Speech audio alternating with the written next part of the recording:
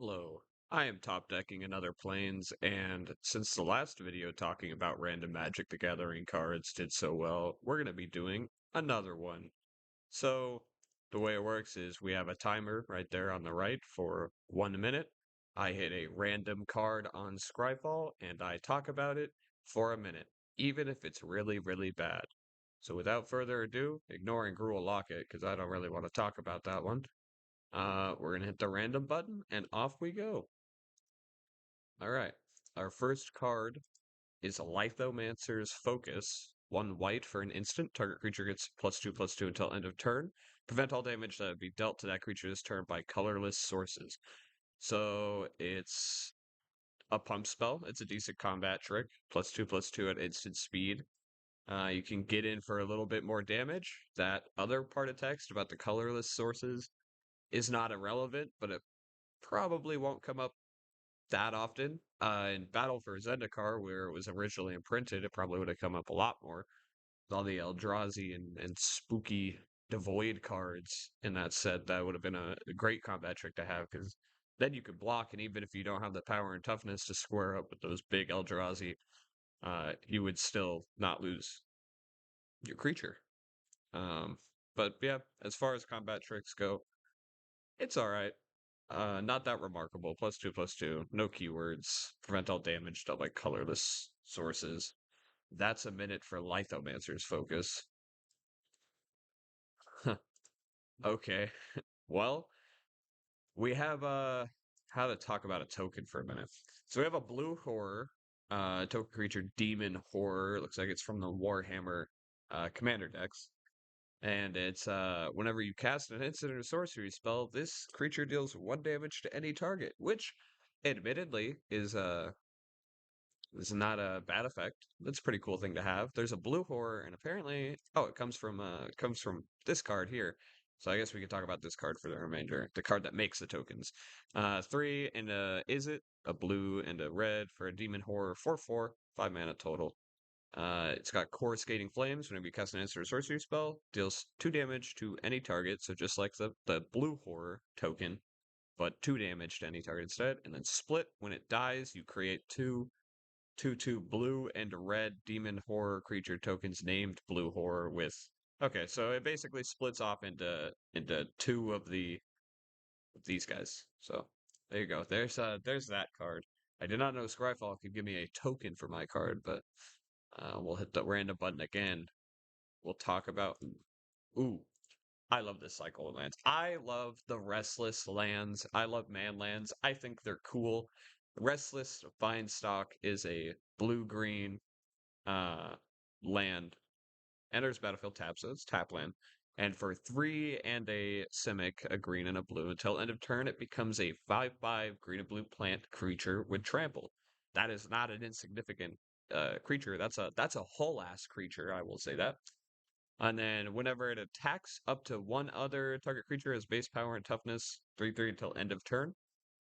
Printed in Wilds of Eldraine, where they started printing the Restless cycle of lands, which are all just really pretty good man lands, I would say. You get a guy with your land. Sure, 5 mana is kind of a steep ask for an activation for something like that, but catching someone off guard with a 5/5 trampler that can also, pump up one of your other creatures is a pretty cool effect to have on a land. It just enters tapped. That's my minute on that. Next card. Oh my god, there's no way. Oh my god. All right, Amaranthian Wall is a colorless four mana cost artifact creature wall. That means that Lithomancer's combat trick we talked about earlier. I mean, if you're up in a situation where you need to not take damage from Amaranthine Wall, you can you can do that. It's a defender. It's a 0/6. Probably seen in every Arcades deck that exists. You could pay 2 to give it indestructible until end of turn. In one of my recent Commander games, we had a friend of mine accidentally run his Paco, little dog friend, little fetch dog, directly into this thing when High Alert was on the field. So Paco died to a big fucking wall, and the wall didn't even die because it was indestructible, like it says on the on the card. So that's pretty funny that I got this card. It's very reminiscent of that particular flub, the punt. Shout out, Zesty Starch Ball. All right, here we go. Next card. Oh man, for my sanity, we're gonna say we're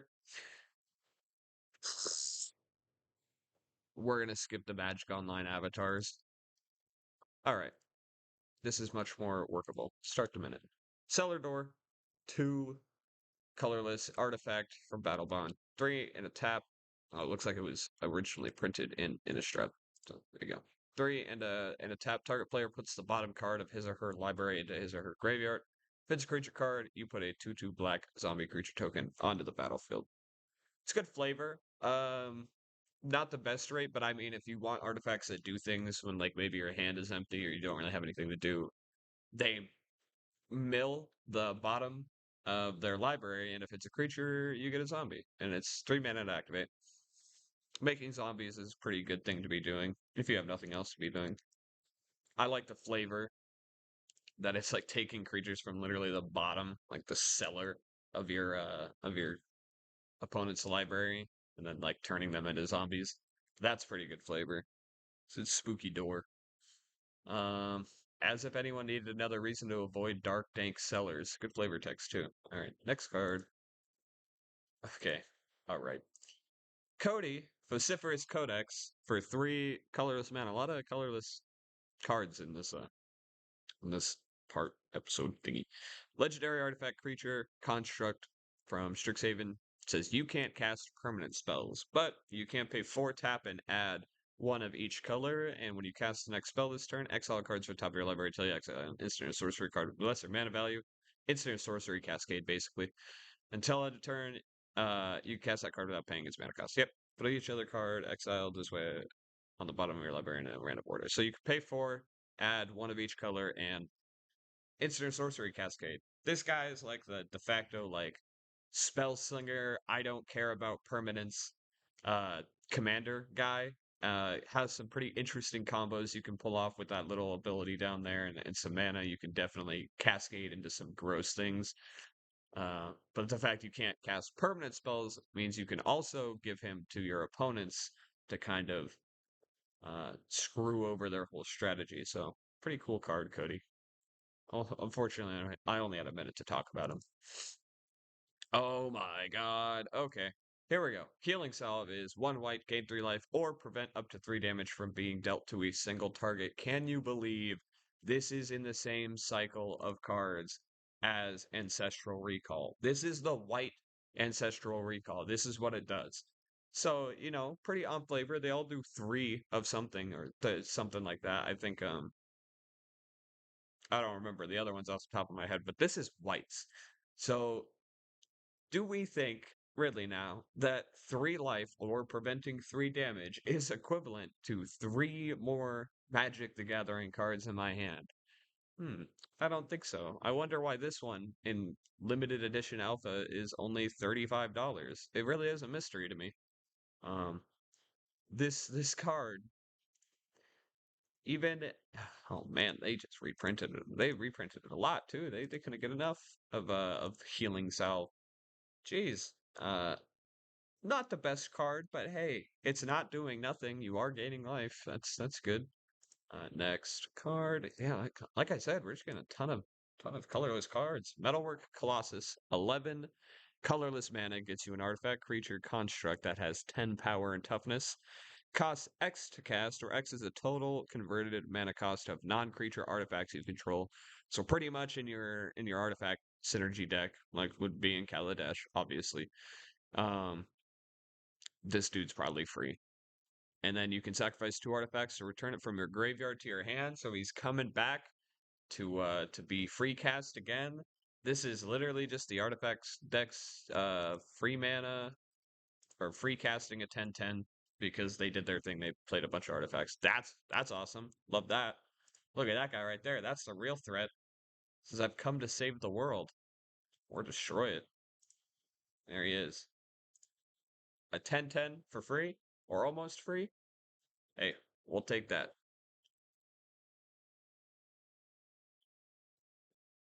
All right, running out the clock there. I had to get a drink of Gatorade. All right, random card. Here we go. Purgatory. Two and an Orzhov, white black. Whenever a summon card is put into your graveyard from play, put that card face up under Purgatory. Okay. During your upkeep, you can pay 4 and 2 life to put any card under Purgatory into play as though it were just played. If Purgatory leaves play, remove all cards under it from the game. Okay, so whenever a non-token creature is put into your graveyard from the battlefield, exile that card, and then at the beginning of your upkeep, you can pay 4 and 2 life to return a card exiled with Purgatory to the battlefield. This is not a bad effect. This is actually pretty cool. It's pretty surprising from a Mirage card that it does some pretty cool things. I like this effect a lot. I've never seen this card. Non-token creatures, you just get them back for only 4 on your upkeep. Sure, you're kind of sabotaging your turn a little bit because it's a lot of life. But if you have like really critical, maybe like combo piece creatures or something like that, and you don't want them to go to the graveyard, then hey, you can put them under Purgatory. That's pretty cool. I like that effect. All right, we'll do 2 more. Creative Technique. There we go. It's 4 and a red for a sorcery spell with Demonstrate, which means you can cast a spell, you can copy it. If you do, an opponent also copies it, and it's shuffle your library, reveal cards from the top until you reveal a non-land card, exile that card, and put the rest on the bottom of your library. You can play the exiled card without paying its mana cost. So it's isn't this just Cascade? No, it's not Cascade because Cascade like makes you like cast a spell. This is more like you can if you want to, and obviously I mean, shoot, we just talked about Cody. This could go in the Cody deck because it's a sorcery and it hits non-lands. You can stow away spells. You can copy it if you want to. Your opponent will also get to copy it. Who knows what they'll hit? Could be anything. That's kind of the point. We like these sort of impulsive, just like I guess like chaos warp effects almost. Except this one digs a little deeper. Free casting spells is usually something pretty cool. 4 and a red though. That's kind of a lot of mana just to do it one time. You might hit something bad. Creative Techniques cool. All right, last card. And another red spell. Structural Distortion, 3 and a red. Exile target artifact or land because destroying it simply would not be enough. And then Structural Distortion deals 2 damage to that permanent's controller, adding insult to injury, That artifact or land, completely exiled. Guy's Cradle, exiled. Urborg, exiled. Get that shit out of here. And then just for even thinking about playing those nasty lands, you could take 2 for it as well. And Nahiri says, as Zendikar has bled, so will Innistrad. As I have wept, so will Sorin. Yeah, she had that whole that hate thing going on for Sorin. She had problems with the old vamp kid. Uh Structural distortion. I wonder what she's doing. What is she doing to that land? It looks like that castle. Could she always do that? Has that always been a thing, Nahiri?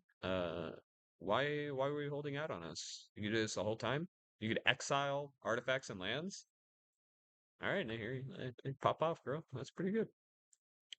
Well, that was the last card that I intend to talk about in this video. Had some pretty interesting cards. Overall, I think a lot better cards than the last video, but that's kind of what you get when you just hit the random button on Scryfall. So, yeah, that was all I got. Bye.